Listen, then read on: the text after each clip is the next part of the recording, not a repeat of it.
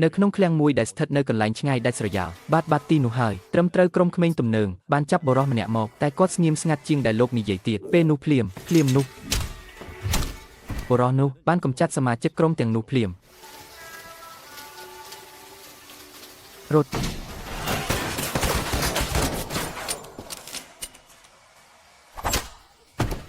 ឈួតម៉ែចុងក្រោយបរិសនោះក៏បង្ហាញខ្លួនរវាងមិត្តភក្តិកុំចេះតែឲ្យលុយគ្នាមកជួបគ្នាធ្វើអីហ្នឹងឈាមប្រឡាក់អស់ហើយបរិសដែលស្រឡាញ់របស់ប្រេងជាងគេក្នុងលោកនេះគាត់គឺអ្នកសម្លាប់ជួលដែលមិនដែលទុកឲ្យគោដែលរត់រួចឡើយឈ្មោះខ្ញុំបាននិយាយហើយមិនមែនទេខ្ញុំមានអារម្មណ៍ថាគាត់មានទំនាក់ទំនងពិតជាមួយគេគឺជាមិត្តចុងក្រោយជាងកម្មបិតមុតរបស់បែបនេះឈឺនឹងឈឺចាប់ជាងទៀត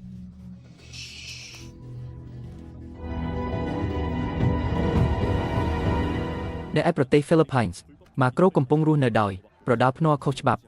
ដើម្បីរកស៊ីចិញ្ចឹមជីវិត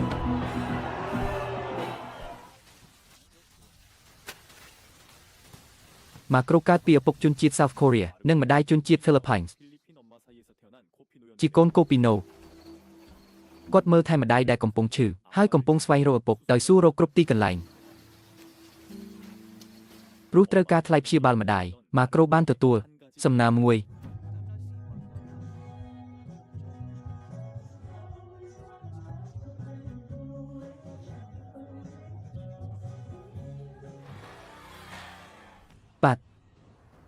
ម៉ាក្រូក៏ទៅកាន់ហាងគ្រឿងអលង្ការតែភ្លាមនោះ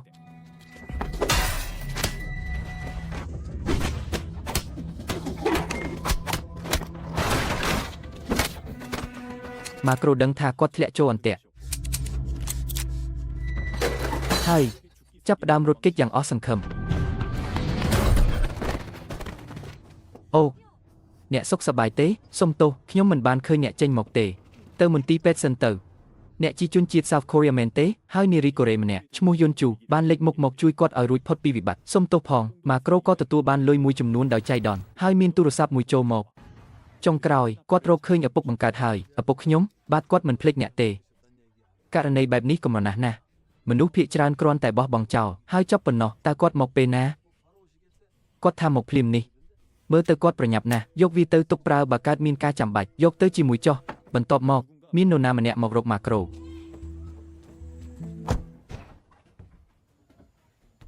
ូហែនឥឡូវនេះឪពុករបស់អ្នកកំពុងមិនសូវស្រួលខ្លួនបរិសនោះមកដើម្បីនាំម៉ាក្រូទៅ South Korea ត្រូវទៅភ្លាមឥឡូវនេះមានបញ្ហាអ្វីកើតឡើងយ៉ាងលឿនសម្រាប់ឪពុកអ្នកថ្លៃវះកាត់របស់ម្ដាយអ្នកមិនមែនជាបញ្ហាលុយទេគាត់អាចដោះស្រាយឲ្យភ្លាមបានឪពុកអ្នកពិតជាចង់ជួបអ្នកណាស់ហើយអ្នកដែលកំពុងមើលទស្សនវិជ្ជានេះគឺបែបនេះម៉ាក្រូក៏ចេញដំណើរទៅជួបឪពុកនៅ South Korea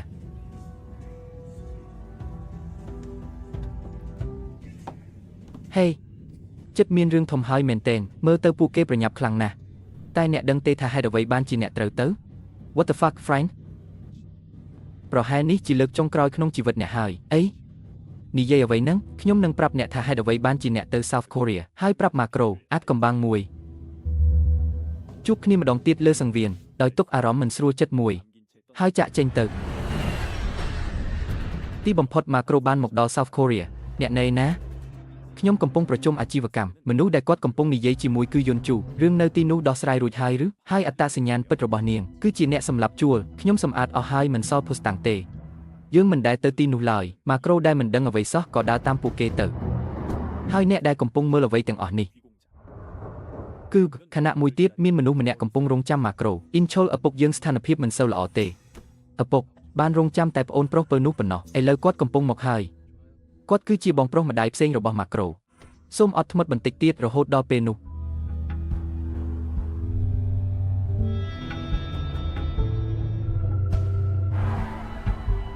តែអ៊ីនឈុលមិនមែនជាកូនអ្នកមានធម្មតាទេនៅទីនេះកន្លែងមួយនេះត្រូវតែបញ្ចប់ឲ្យបានស្អាតអ៊ីនឈុលបានចាប់ពួកក្បត់មកទាំងអស់មិនមែនរឿងនោះទេនេះអ្នកកំពុងធ្វើអ្វីហ្នឹងអ្នកកំពុងធ្វើកំហុសធំណាស់ហើយបាទហេឈប់សិនមើលទៅអ្នកទាំងពីរស្គាល់គ្នាល្អណាស់មែនទេតែថាយ៉ាងណាក៏ដោយរឿងនេះមើលទៅញ៉ៃពេកហើយ មិនអីចឹងទេលោកនិពន្ធនាយកឯងវាជាអ្នកនេះឲ្យរបស់នេះទៅពួកឯងមែនទេក្នុងអំឡុងពេលនោះអញ្ចឹងពួកឯងទៅឈរជើងខាងចាំងមែនទេក្បត់ឪពុកខ្ញុំទៀតស្ដាប់ខ្ញុំសិនពេលបង្កើតរឿងនេះអ្នកក៏នៅទីនោះដែរមែនទេមនុស្សដែលបាត់ខ្លួនជាយូរមកហើយទៅទីណាខ្ញុំគ្រាន់តែចង់ដឹងទេគាត់ជាមនុស្សបែបសង្គមវិកលចរិតដែលមិនសំបីតែព្រិចភ្នែកពេលសម្លាប់មនុស្សដូច្នេះអ្នកទាំងពីរបានបន្សល់សម្បត្តិឡាឲ្យគ្រួសាររៀងខ្លួនហើយបាត់ខ្លួនទៅតែព្រោះខ្ញុំគោរពអ្នកខ្ញុំនឹងឲ្យឱកាសមួយឃើញព្រៃនោះទេបើរត់ដល់ទីនោះបានរស់ខ្ញុំនឹងទុកជីវិតចាំសិនរត់ជាទម្រង់ស៊ីខ្សាក់ទៅអីចឹងឱកាសត្រូវគ្របកាំភ្លើងនឹងតិចជាង1 2តាំងពីដើមមកគ្មានបំណងទុកជីវិតទេឈួតម៉ែឲ្យមែនហើយ1 2 3វាហើយនៅតែច្រឡោតដល់ចុងទៀតអាម្ដេចខណៈនោះម៉ារកូដែលមិនដឹងអ្វីទាំងអស់កំពុងទៅជួបបងប្រុសវិកលចរិតរបស់គេអាយុបែបនេះនៅក្មេងស្ទើរតែទាំងស្រុងនៅសល់ពេលយូរទៀតណាស់ពេលនោះមានរថយន្តមួយបើកមកជិតពួកគេ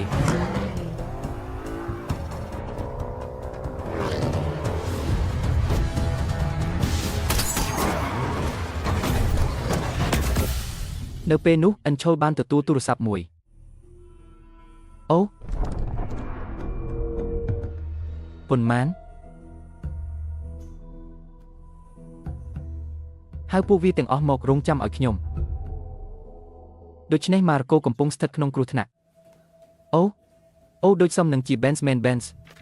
សួស្ដីមិត្តភក្តិតើឯងជានរណាឲ្យពិតខ្ញុំប្រាប់ហើយថាជាមិត្តភក្តិតែហេតុអ្វីធ្វើបែបនេះដាក់ខ្ញុំទោះខ្ញុំមិនប្រាប់ក៏ដោយពេលដល់ថ្ងៃឯងត្រូវស្លាប់ឯងនឹងដឹងខ្លួនឯងមកទីនេះដើម្បីស្លាប់កំពុងដើរទៅរកសេចក្តីស្លាប់មើលទៅមានមនុស្សតាមមកហើយអាចឆ្កែម៉ែអើយម៉ារកូកិច្ចដើម្បីរស់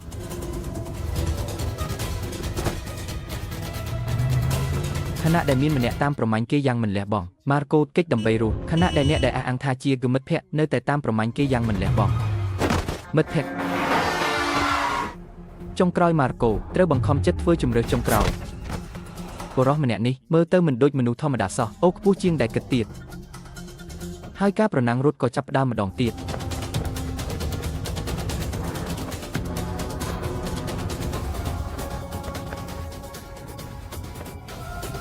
សំបីតែពេលរត់ក៏មើលទៅស្ងប់ស្ងាត់ណាស់តែអ្វីដែលធ្វើឲ្យគឺអ្នកស៊ីឈ្នួលសម្លាប់មនុស្សនេះឈប់បានគឺភ្លៀងធ្លាក់ខ្លាំងនោះឯងគេស្រឡាញ់ស្បែកជើងម៉ាកល្បីរបស់ខ្លួនខ្លាំងណាស់មិនអាចទ្រាំឲ្យវាខ្វក់បានដាច់ខាតជាមនុស្សដែលស្រឡាញ់របស់ម៉ាកល្បីខ្លាំងបំផុតមិនអាក្រក់ទេនៅពេលនោះអិនឈុលក៏បានដឹងដំណឹងនេះអាចឆ្កែពួកនេះចាំមើលទៅរងចាំបន្តិចសិនខ្ញុំនឹងទៅចាប់អាកូនកាត់នោះផ្ទាល់ដោយខឹងខ្លាំងអិនឈុលសម្រេចចេញដៃដោយខ្លួនឯងផ្ទាល់តែម្ដងខណៈនោះម៉ារកូព្យាយាមសុំជំនួយពីមេធាវីតែមកទទួលគាត់តែអ្នកដែលលើកទូរស័ព្ទគឺយុនជូសួស្ដីខ្ញុំនឹងទៅឥឡូវនេះនៅទីនោះសិនទៅ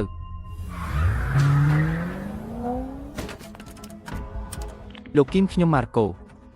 មានគេចង់សម្លាប់ខ្ញុំនៅទីនេះមានម្នាក់ពេលនោះភ្លាមអ្នកស៊ីឈ្នួលសម្លាប់មនុស្សនោះក៏បង្ហាញខ្លួនមុខម៉ារកូម្ដងទៀត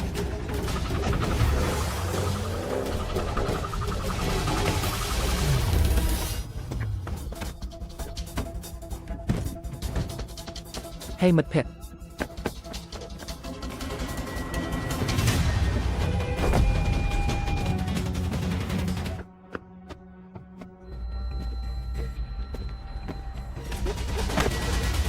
ក្រោយការដេញតាមយ៉ាងសាហាវអ្នកទាំងពីរបានជួបគ្នាម្ដងទៀតឈប់បានហើយ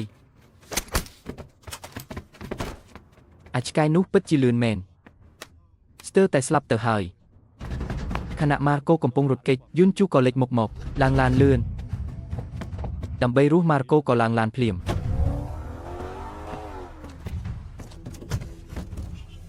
អូល្បឿននេះខ្លាំងមែន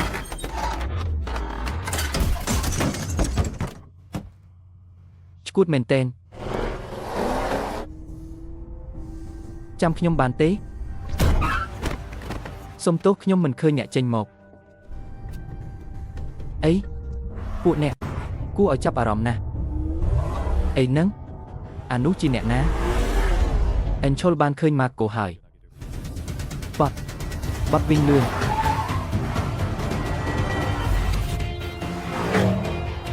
តែ Alan Benz នោះជាអ្នកណាដែរ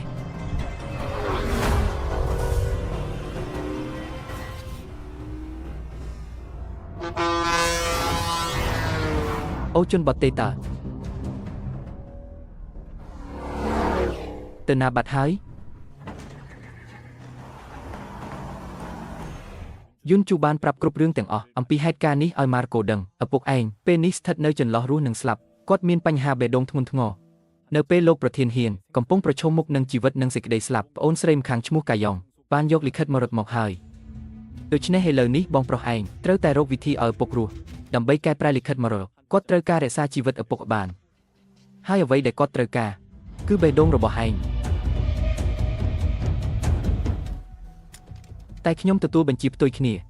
បន្ទាប់ពីដឹងផែនការរបស់អិនឆូកាយ៉ងបានជួយយុនជូឲ្យធ្វើតាមអ្វីដែលគេបញ្ជាយ៉ាងណាក៏ឯងត្រូវស្លាប់ដែរគ្រាន់តែគិតថាស្លាប់មុនបន្តិចទៅចិត្តនឹងស្រួលជាងពេលនោះភ្លាម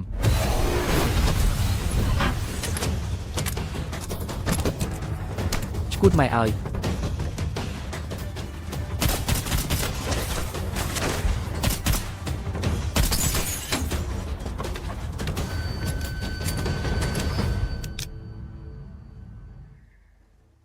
ឈប់ត្រឹមនេះបានហើយឆ្កែឲ្យចុងក្រោយយុនជូក៏ត្រូវជួបចុងបញ្ចប់របស់នាងខណៈកំពុងរត់គេចអិនឆូក៏បានរកឃើញម៉ារកូ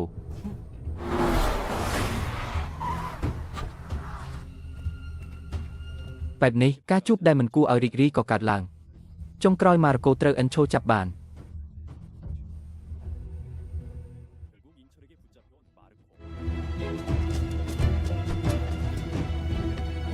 ចាប់ពីពេលនេះទៅគិតថាទីនេះជាផ្ទះរបស់ឯងទៅហាហាយ៉ាងម៉េចដែរឥឡូវសុខសប្បាយទេហឹមថ្ងៃនេះជាថ្ងៃវះកាត់ឪពុកតែឯងដឹងបានយ៉ាងម៉េចហើយមកទាន់ពេលបែបនេះបងប្រុសយើងពិតជាមានសមត្ថភាពណាស់សំបីអាកូនកាត់នេះក៏រកឃើញដែរគ្រួសារនេះមែនទែនបុរសទាំងអស់មិនដែលមាននរណាជួយអ្វីដល់ជីវិតខ្ញុំសោះគួរឲ្យស្អប់មែនក្នុងនាមជាប្អូនប្រុសយើងចូលរស់ឲ្យបានល្អទៅខណៈនោះពីចម្ងាយមានឃាតករសម្លាប់មនុស្សកំពុងមើលពួកគេយ៉ាងម៉េចដែរអារម្មណ៍បានជួបឪពុកវិញយ៉ាងម៉េច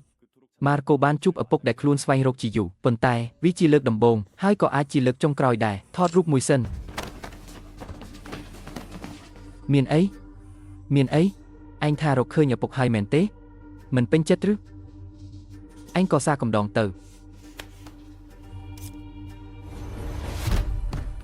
ចុងក្រោយម៉ារកូត្រូវបានដាក់ឡើងលើទវះកាត់ហេគេថាចំណាយពេលប៉ុន្មានខ្ញុំមើលថាប្រហែល 5-4 ម៉ោងមួយសន្ទុះក្រោយមកម៉ារកូបានភ្ញាក់ពីថ្នាំសន្លប់អូហេឯងចាក់ថ្នាំមិនត្រឹមត្រូវទេលឿនឡើងចាក់ម្ដងទៀតអីហ្នឹងវាគឺជាល្បិចរបស់ឃាតករសម្លាប់មនុស្សដែលបន្លំខ្លួនជាវិជ្ជបណ្ឌិតដឹងខ្លួនឡើងខ្ញុំមកជួយអញហើយលេងលាក់ខ្លួនចាប់គ្នាវិញហើយពេលអិនឆូដឹងថាការវះកាត់បរាជ័យអាចឆ្កែពួកនេះម៉ាកូខឹងខ្លាំងណាស់តើមានឪពុកឯណាដែលចង់យកបេះដូងកូនខ្លួនឯងទៅរស់បើដឹងថាបែបនេះមិនគួរស្វែងរកទេពួកយើងមិនមានពេលច្រើនទេរៀបចំឲ្យល្អហេអាកូនកាត់ឯងដាច់ខាតមិនអាចស្លាប់បានទេយោទេឯងគឺម្នាក់ដែលទារលុយ$10 លានមែនទេត្រូវហើយឃាតករសម្លាប់មនុស្សបានទារលុយ$10 លានជាតម្លៃលុះរបស់ម៉ារកូទើបតែជួបគ្នាលើកដំបូងសោះហាហាតែបើគិតជាលុយយើងវិញប៉ុន្មានតាមអត្រាប្តូរថ្ងៃនេះគឺប្រហែល 11.8 ពាន់លានវ៉ុនអូមិនតិចទេ10 លានមែនតម្លៃថេមិនអាចចរចាបានទេពេលនោះកាយ៉ងក៏ដើរចេញមកស្ងាត់អាកំណាច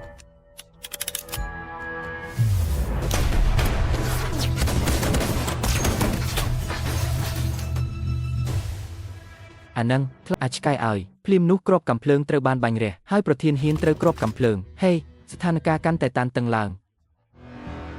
ដើម្បីសង្គ្រោះអ្នកទាំងពីរអ៊ីនឆោនៅទីបំផុតក៏ព្រមទទួលយកលក្ខខណ្ឌ$10 លានមែនទេអើមែនហើយអានឹងនិយាយថា$10 លានអាសេដ្ឋីឲ្យផ្ញើមកទីនេះឥឡូវនេះភ្លាមបាត់ឥឡូវនេះភ្លាម$10 លាន ដុល្លារអាហ្នឹងមិនមែន10លានវ៉ុនទេខ្ញុំនិយាយថាដុល្លារមិនស្គាល់ដុល្លារទេបែបនេះហើយឃាតករសម្រាប់មនុស្សក៏ទទួលបានការផ្ទេរ10លានដុល្លារហើយក៏ប្រគល់ម៉ាកូទៅវិញនាំគេទៅលឿននាំទៅរកពួកគ្រូពេទ្យអាចឆ្កែទាំងនេះអញ្ចឹងខ្ញុំក៏ទៅដែរ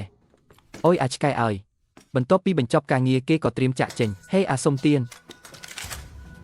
អញត្រូវបានពួកអត់ពូជអត់គល់ប្លន់យកលុយអស់ហើយបើរឿងនេះលេចទៅមិនអាម៉ាស់ទេហាគិតម្ដងទៀតឲ្យល្អទៅអាម៉ាស់បន្តិចប្រសើរជាងមែនទេហាហេអាហ្នឹងមិនយល់ស្ថានភាពទេឥឡូវខ្ញុំជាអ្នកជំនាញណាតែអ្នកដែលមិនយល់ស្ថានភាពគឺអ៊ីនឆោវិញទេ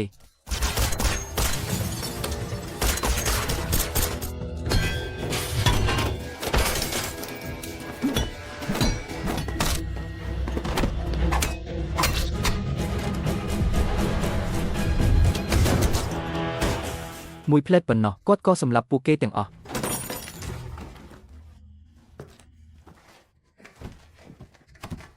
អានេះមើលទៅខំរស់ណាស់ណោះអូយឈឺខ្លាំងណាស់អូខ្ញុំភ្លេចហើយឃើញទេដឹងហើយថាខ្ញុំជាមនុស្សបែបណាពេលត្រៀមចាក់ចេញកាយ៉ុងក៏លេចមុខមកហាមិនគួរឲ្យសាច់សោះទ្រព្យសម្បត្តិឪពុកឯងឥឡូវជារបស់ឯងទាំងអស់ហើយទៅជប់លៀងជាមួយម៉ែឯងទៅចេញទៅតែបើអាកូនកាត់នោះនិយាយអ្វីផ្សេងពេលក្រោយវិញធ្វើម៉េចស្ដាប់ហើយស្ដាប់ទៀតម៉ាកូក៏ខឹងខ្លាំងពេញទំហឹងទ្រព្យសម្បត្តិខ្វក់បែបនេះឲ្យក៏ខ្ញុំមិនយកដែរចង់ឲ្យខ្ញុំជឿពាក្យនោះមែនសុកចិត្តជឿឆ្កែដែលចិញ្ចឹមនៅផ្ទះល្អជាងអូយគ្រូសានេះហេតុអ្វីសុទ្ធតែជាមនុស្សបែបនេះអស់តើបញ្ហាវាជារឿងឈាមពូជមែនឬបន្ទាប់មកគេក៏ប្រាប់ការពិតទាំងអស់ឲ្យដឹងមនុស្សទាំងនេះ